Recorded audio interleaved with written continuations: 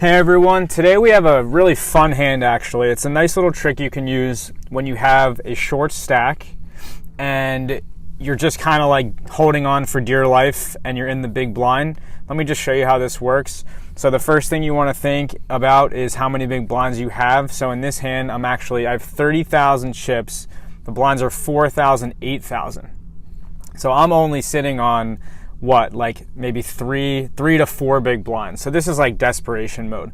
Now I have 10-7 in the big blind, which is not a great hand. You know, it's a hand that I would probably fold if there's an all-in or anything like that. But we have to see how the hand plays out, and then I'll kind of show you a little trick that you can use if you're ever in this spot. All right, so we get a min raise from under the gun, and he had about 13 big blinds around there. And he makes a min raise. So typically a min raise from under the gun is pretty strong looking, especially when you have a shorter stack. But look, the blinds are so high. I have a situation here where everybody folded and I have a chance to be isolated. So in my mind right now, I will be all in on this hand no matter what, because I just have to get it in. My stack is so low, and it's just not a good spot for me to fold and wait, especially when I'm heads up like this with so few chips. Anyways, what we're gonna do, we're not just gonna go all in here and get called right away and then have the chips, our cards flip over and see what happens, because we're probably gonna be behind. So the benefit that we have in the big blind is that we're gonna get to act first here. So we can tell ourselves right now, we're going to call this bet, which is going to put our stack even lower to like 22,000. If we hit a flop, we're going to check and let him put us all in. But if we completely miss the flop, we're going to go all in and we're going to pray that he folds. So let me just show you how this works. So we make the call here. The flop is ace, king, queen of all hearts. So that's really not a good flop for me at all. But remember, my plan at the beginning of this hand was to make that call and know that I'm going to be going all in here.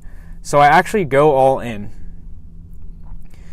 And the reason we're going to do that is because it's just another opportunity to get your opponent to fold.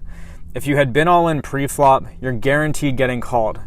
And if you push here after the flop, after you made that call, there is a slight chance that you're going to get your opponent to fold.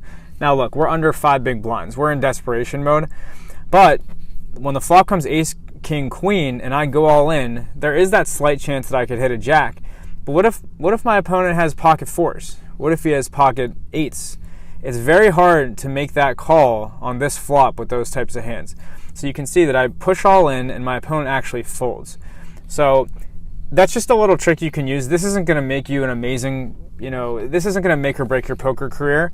But just remember, if you're thinking about just jamming your chips in an isolated way with 5 or less big blinds from the big blind, you might want to consider waiting until the flop comes and doing it on the flop. And so when you do that, you at least get them thinking like, man, I can't believe this guy got lucky and hit a pair and I lost. It could be all low cards and they might fold something like ace high. So anyways, take this for what you will. Give it a shot. It will not work every time by any means, but just know that you would have been called anyways if you went all in pre-flop. This gives you an opportunity to make your opponent fold on the flop with a very short stack. Thanks for checking us out today. We'll see you on the next one. As always, thank you for joining us for another episode of the Poker Model Hand Breakdown. For more training tools and Texas Hold'em advice, subscribe to our YouTube channel or pay us a visit at thepokermodel.com to see our weekly articles, bi-weekly podcasts, and other episodes of the Poker Model Hand Breakdown. Until next time.